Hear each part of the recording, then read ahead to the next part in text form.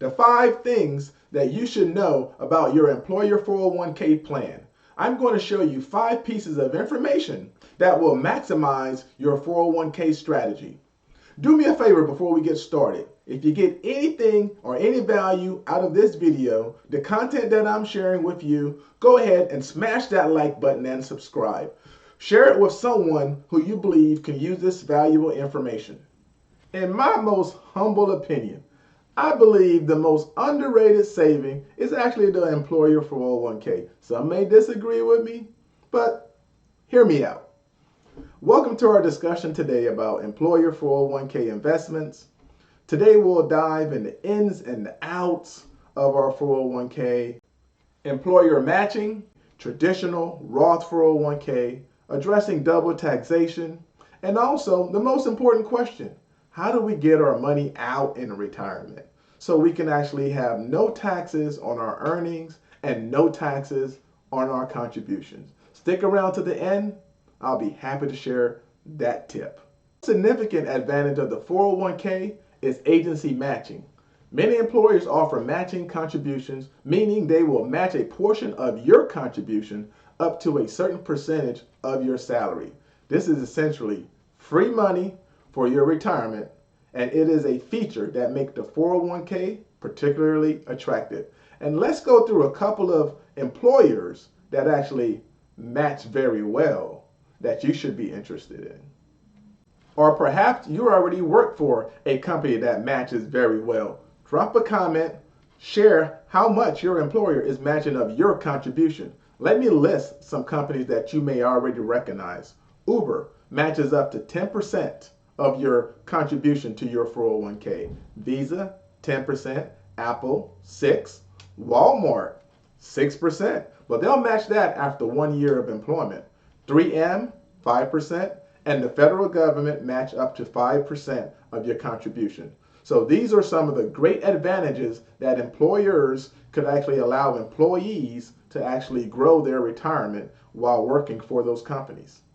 If you have received any value out of the information that I have shared, please like and subscribe. That will help me and the channel out and help us grow.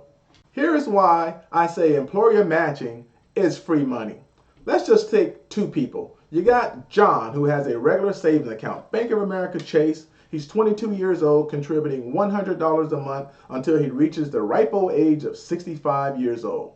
He would have $51,600.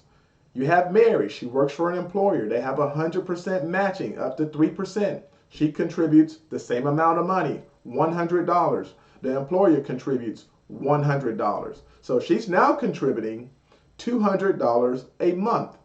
When she reaches the age of 65, she would have saved $103,200, which would be twice as much as John. And that is essentially the power of employer matching. Don't leave free money on the table. Let's talk about it. Are you taking advantage of your employer matching? Do they offer matching? And are you contributing as much as they match? For instance, let's just say they will match up to 5% of what you, the employee, contributes. Are you matching the full 5%? Lastly, what are your thoughts about matching and contributing to your 401k? Do you hit that match, or you have a set rate, a 10%, or you are 3% of your salary? Drop a comment. I'd like to know your answer or your response or your thoughts about any of these questions. Now that we've discussed employer matching compared to a regular bank saving account, let's talk about traditional and Roth 401ks. Both plans help you save for retirement, but they differ in tax treatment. In a traditional 401k, contributions are made with pre-tax dollars, reducing your current taxable income. However, withdrawals in retirement are taxed as ordinary income. In contrast to the traditional 401k, the Roth 401k contributions are made with after-tax dollars, so they do not reduce your current taxable income. I'm always asked, which one is better, the traditional or the Roth? These days, I have to say both.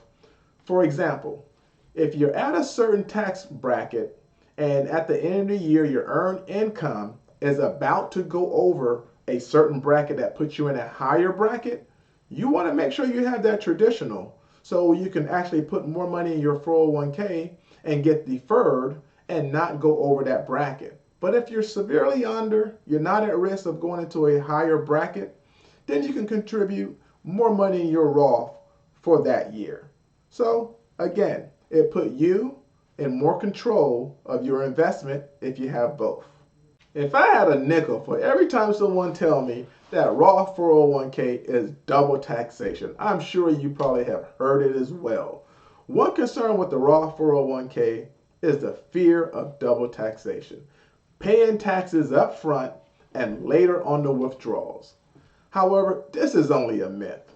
Remember that the employer contributions are taxed in retirement. Only what the employer matches for you, not the growth of your investment, not the earnings. And since qualified withdrawals are tax-free, it can actually lead to more tax saving in retirement. So just quite the opposite. There's no double taxation for Roth. Surely, Roth 401ks offer a unique way to save for retirement. They provide tax diversification, giving you the option to choose how to distribute your retirement income tax efficiently. While they are not the best choice for everyone, they can be a valued addition to your retirement toolkit. As mentioned in the beginning, here's the tax-free nugget that I would love to leave you with related to Roth 401k. Any withdrawals prior to 59.5 will subject you to a 10% penalty. However, if you take withdrawal after 59.5 and you have had your Roth account open for at least 5 years, all of your withdrawal will be tax-free. Your earnings will be tax-free. Your growth will be tax-free. Your contributions is obviously tax-free. So that is the best option, and the best way you can set yourself up in retirement is to have a Roth account and to ensure that it meets the requirement of a qualified withdrawal. Now, I will be remiss if I don't share with you that the contribution that your employer have made to your Roth over the years will not be tax-free. Your state taxes, federal taxes, your earnings on your growth, and also your contributions would be tax-free.